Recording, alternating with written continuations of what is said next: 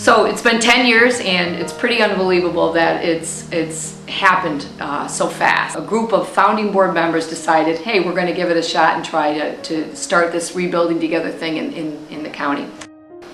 We've gotten a lot of work done. We've made a very big improvement for a lot of people in our community. The rebuilding volunteers are an exceptional group of people.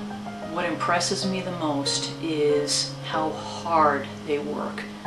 You go home and you never felt so good about having so many aches and pains when you get up in the next morning, because you know you did something that helped somebody out of something or made life better for somebody.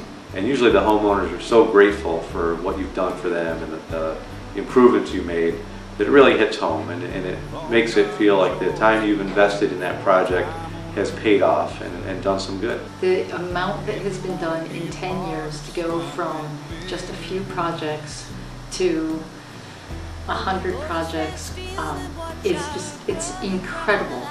So you asked me, what am I going to do over the next 10 years? And I say to you, what are you and I going to do over the next 10 years? How are we going to continue to help those who are elderly, disabled, low income, or a veteran? How are you and I going to continue to help those in need who ask us? And how are we going to keep helping our neighbors in need as a partner, as a team? 6 projects, 100 volunteers. 21 projects, 250 volunteers. 25 projects, 300 volunteers. 47 projects, 575 volunteers. 60 projects, 600 volunteers. 72 projects, 632 volunteers.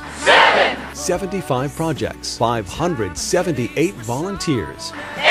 82 projects, 760 volunteers. 82 projects, 792 volunteers. 100 projects, more than 800 volunteers.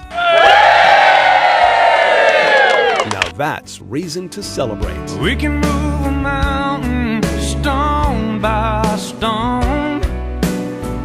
Don't let a single dream go to waste. Put a smile on a stranger's face. Leave the world a better place.